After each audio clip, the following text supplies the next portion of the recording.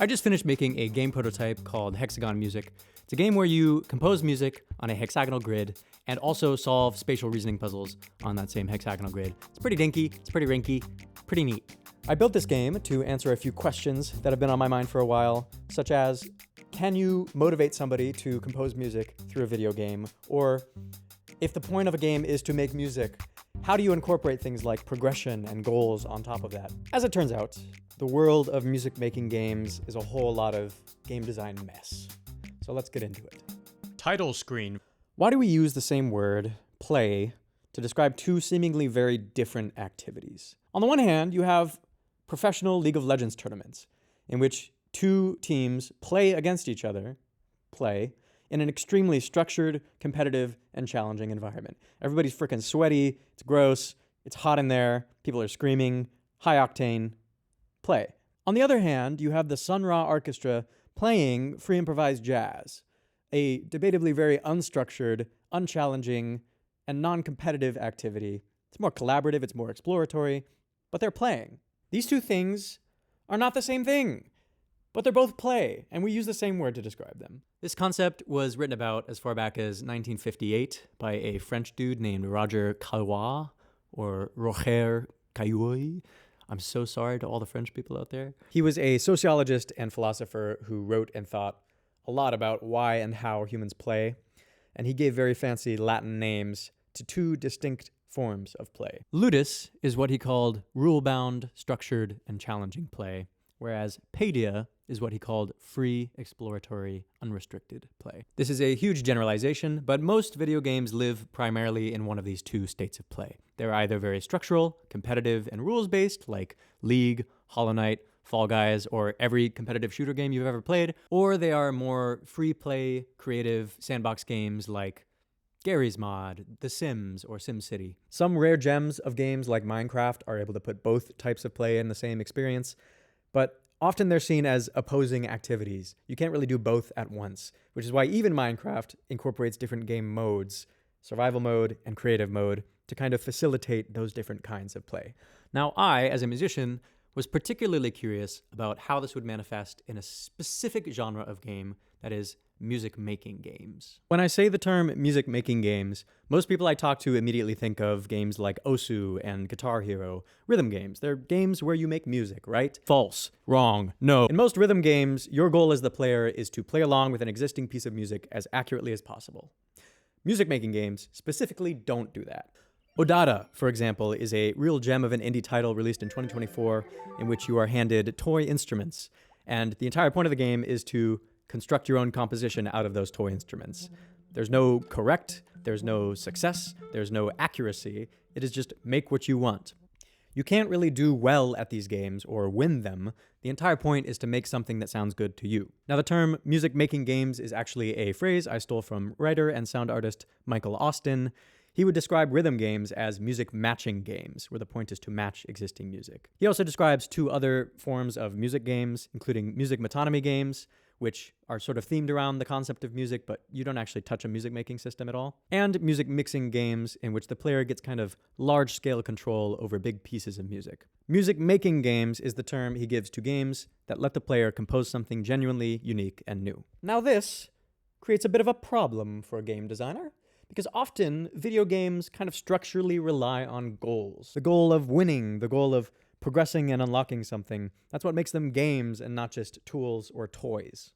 But the moment you add some sort of ludic structure, like a progression system or a system-imposed goal, into a landscape of free creative play like music composition, there's kind of inherently a tension. Thomas Studley actually gave a name to this tension. He calls it ludocompositional dissonance. Ludo meaning game, compositional meaning music making, dissonance meaning tension. No agree. Baba. When the game system wants you to progress, but you want to stick around and make something sound cool, there's inherently a conflict. Now that might seem like any game element you add into a music-making experience would detract from the actual music making. And the question becomes, can you design a progression system in a music-making game that does not detract from creative music making? Now, there are a few existing music-making games that I got particularly interested in when I started this research because of how the designers handled progression. And all three are games where you compose music, but all three of them incorporate a unique system of progression. Cosmic DJ is a 2014 game where you save the universe through the power of music. The gameplay is essentially placing notes on a very simple step sequencer and constructing a beat around a very random set of instruments. I spoke with the developer of this game, and early on in the design process, they actually let players choose when they wanted to move on in the narrative. They could just compose whatever they wanted, then click next. But in playtesting, players kind of froze. They didn't really know how to start engaging, and they didn't really know how to judge when they were done. The solution to that was a jam meter, a progress bar that fills slowly the more notes you place on the sequencer. Once you hit a threshold, then the next button is unlocked, and you can continue with the story. Cosmic DJ specifically measures the number of musical notes that the player places on the music timeline. Odata, the game I mentioned before, was released in 2024, does something sort of similar with their progression system. Once you finish assembling a composition across 6 instruments, regardless of what it sounds like, you unlock a new creative tool for your compositions. The system measures participation in the task of composing, not the quality of your composition. But unlike Cosmic DJ, instead of measuring the number of notes in the instruments, it just measures total compositions. Both Cosmic DJ and Odata don't really care what you composed. They just care that you composed something. Now, the game Fract OSC, released in 2014, takes a somewhat different approach. You're dropped into a very mysterious, neon open world, and you encounter synthesizer puzzles. Each puzzle is itself a working synthesizer that you can use to make music, but there's also a puzzle, which has specific structural solutions to it. If you arrange the patterns of the synthesizer correctly, a door opens and you can progress in the open world. The game is measuring whether you have reached a certain designer-defined standard, the puzzle solution. You don't just progress by playing around with the synthesizers, you progress by solving the puzzle correctly. Why does this distinction matter? Well, these two psychologists, Richard Ryan and Edward Deci, developed a theory about motivation called self-determination theory, and a sub-theory called cognitive evaluation theory. The names don't matter, the meat and potatoes of the theories do. Their theory predicts that rewards will have a fundamentally different effect on people's intrinsic motivation depending on what the person is being rewarded for, what they call reward contingency. One of those reward contingencies is task contingent rewards, which are essentially engage in a thing, get a reward. The more you do, the more you get. Odata and Cosmic DJ are examples of task contingent rewards. Their theory says that task contingent rewards feel less controlling, but also less informational. So they don't necessarily restrict how you act, how you play in a game, but they also don't give you a lot of information about how you play or what you're doing well. And that's important because these silly little psychologists say that competence is one of the core basic needs you have to feel in order to be intrinsically motivated at something. If you don't feel like you're competent enough to make music, you're not going to be intrinsically motivated to make music. Another type of reward contingency is performance contingent rewards, in which a person is rewarded for doing something well or up to a certain standard. Fract OSC is an example of a performance contingent reward because you have to do something correctly in order to be rewarded with the next progress point. Now, their theory argues that performance contingent rewards might give you a lot of information about the task you're doing. They might make you feel real competent, but they risk restricting your autonomy, like you're being told what to do or how to do it. And that's also important because their theory states that autonomy is a second core basic motivational need. If the only reason you're making music is because some external force is making you do it, you're not likely to do it on your own free will in the future. So, I wanted to see, how would this actually appear in a game's design? Could I make a music-making game that incorporated different types of progression systems, task contingent and performance contingent? And how would players respond to these progression systems in real life? So I opened up Unity and started making Hexagon music, man. In Hexagon music, this orange stuff called signal moves in a straight line across a hexagonal map. When you press spacebar or play, new signal is generated from the source tower in the center. You, the player, place towers to harness the power of signal. Towers do two things. They redirect the signal somewhere new, and they play a sound effect. The more you progress, and the more towers you place, the more spatial logic you have to manage, and the more complex the rhythm gets. You also have control over which sound plays on each tower, so you get to control what your overall composition sounds like, obviously within the limitations of the game mechanics. It's essentially a step sequencer, which moves in every direction in 2D space, which is not a new idea. I stole that from MIDI-Noose, which is a very cool music software. You should go check it out. Now, there are different tower types that redirect signal in Hexagon music differently. The bouncer, for example, sends it in a direction of your choosing. The splitter takes one signal and creates two new signals. The sinker absorbs any signal that hits it, etc., etc. The point of all this was to make a system complex enough that a player kind of needed a progression system. Otherwise, it would be very complex and overwhelming.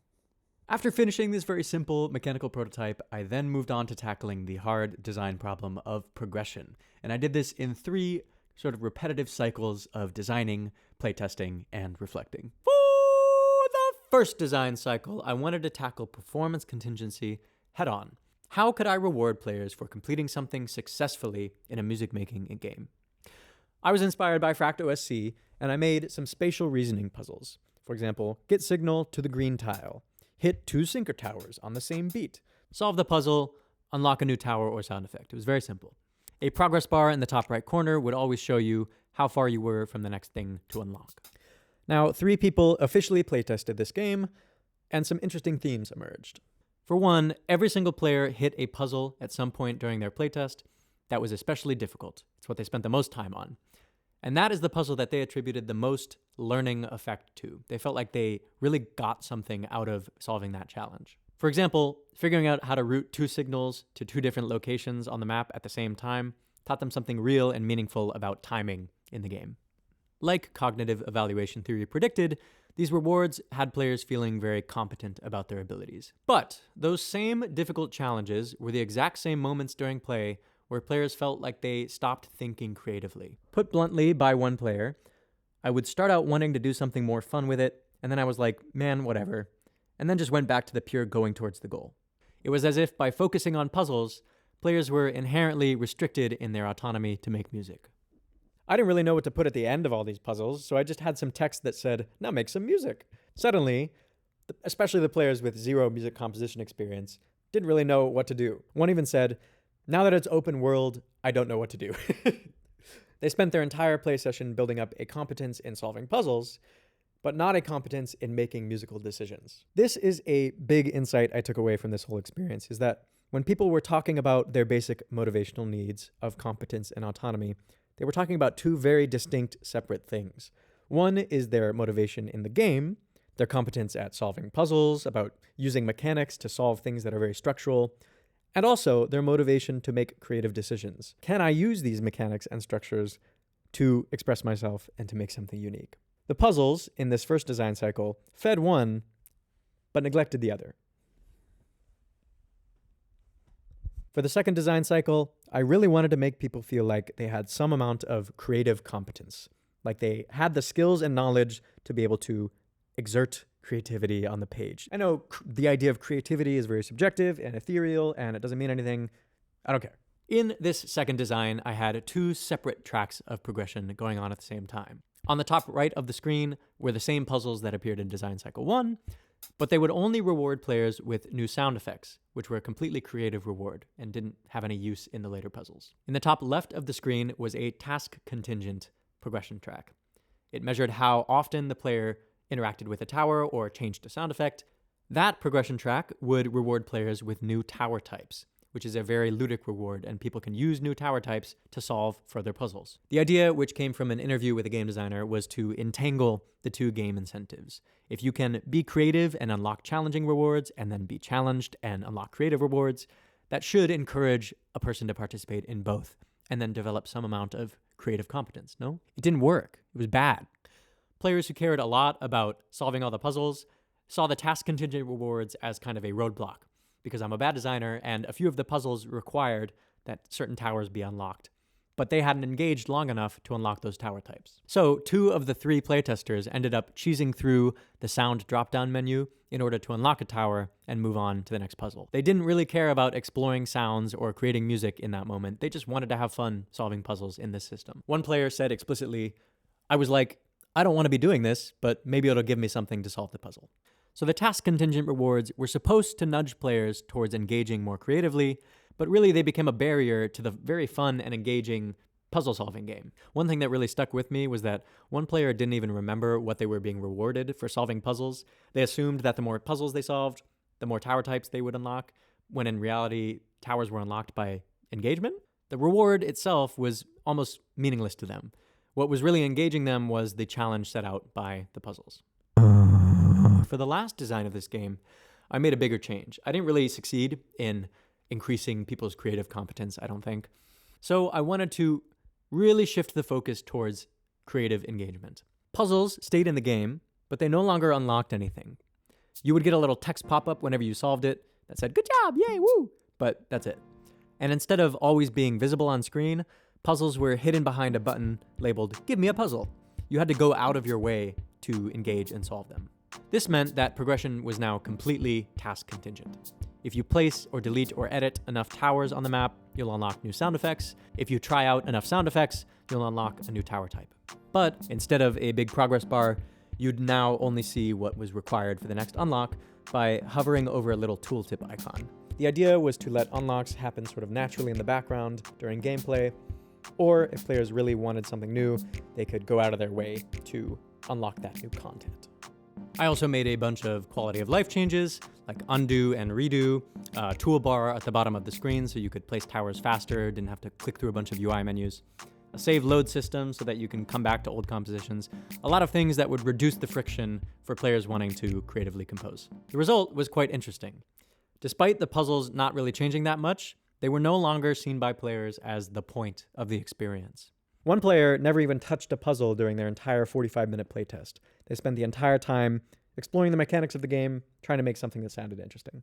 Other players briefly dipped into the puzzle solving, learned a new mechanic because of it, and then went back to creatively composing afterwards. But in general, it felt like players of this design cycle spent a lot more time in a state of exploration and free creation, or paydic play. Now, this system of progression was not completely perfect. Players often did not really understand why they were being rewarded. One asked in the middle of their playtest, "What did I do to deserve that?" Another said that being rewarded didn't even feel that good because I didn't know what I did to earn it. The rewards felt kind of arbitrary and meaningless, and players didn't really feel like they earned anything. Again, as cognitive evaluation theory predicted, these rewards weren't very informational. One player, the most experienced composer of the bunch, ended up also cheesing the progression system, but for a different reason than players of Design 2. This player wanted to unlock all the tools so that they wouldn't get distracted by these seemingly random rewards. They said, "Not everything's on the table, so I'm going to get distracted by the shiny new thing."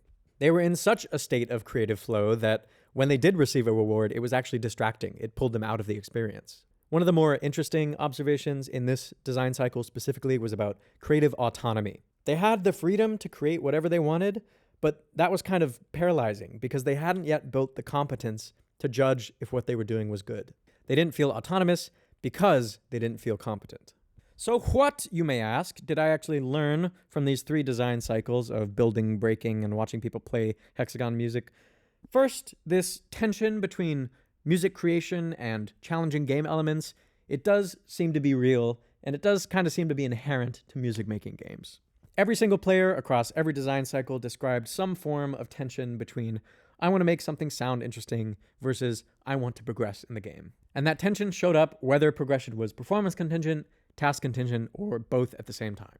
If you are making a game with both creative elements like music making and also challenging competitive elements like progression systems, players will feel a tension. That is ludocompositional dissonance.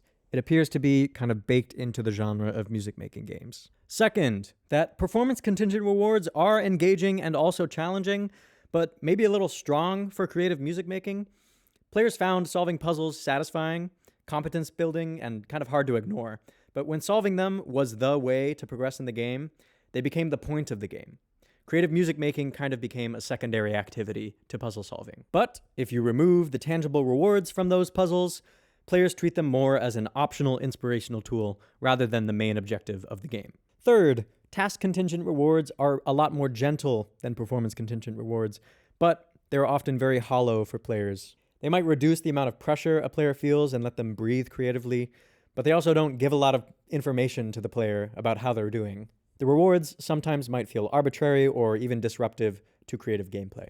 And because progression is only tied loosely to engagement, when the reward appears is particularly important. Getting a reward pop-up while in the middle of a deep creative flow state is annoying and disruptive. Lastly, somewhat obvious, but progressively unlocking stuff over time does help with managing a very complex tool. Players across every design noted that they were allowed to learn the sort of basic mechanics first because of the progression system before diving into the more complex, deep composition. One player compared it to opening Ableton for the first time, where they described, "There's just a billion buttons everywhere, and that's creatively daunting." Essentially, unlocking stuff over time almost works like a tutorial, where you get to practice stuff before being introduced to another piece of complexity. But here's the important point, friends. The mechanism for unlocking stuff, what the game is measuring in order to give you a new thing, or the reward contingency, matters a lot for what kind of engagement it encourages. Now, Hexagon music, I did not solve progression design for music making games. I don't even really think that's something that's solvable. It's part of the fun of game design, figuring out problems like this. Every game will always be unique. The context around it, the audience it's for, the people playing it will always be unique and require its own design intention. I also don't think I found some universal solution to creative motivation in video games. I cannot express how incredibly diverse everybody's playtests of this game were, but generally, no player expressed both a high degree of creative autonomy and also a high degree of creative competence in the same game experience, which on a broad level means that people will not be intrinsically motivated to make music because of this game. But I did learn, if you are designing a video game about music making, you kind of have to choose what you're optimizing for. If, for whatever reason, you are designing a music making game and you want players to feel accomplished and challenged, and you want people who have never composed before to have a really clear goal of what they should be doing, consider performance contingent rewards. You can make puzzles, you can set compositional challenges, but know that you are making a performance-based game with a music system attached, not the other way around. If you want players to feel creatively free, unrestricted, and have gameplay be mostly about creation, consider task contingent rewards. Just know that players with no formal music experience might feel a little lost, and it might help to have something in the system to tell them they're doing well. This tension between music composition and playing a video game might be inherent to music making games, but how we manage and control and direct that tension is completely a matter of game design and development. All three versions of Hexagon music that I mentioned in this video are playable and available on itch.io. And if for whatever reason you want to read the master's thesis that this video is based on, there are links in the description to learn more. Oh my god, bye. Thank you so much for watching. This has been so fun. See you later.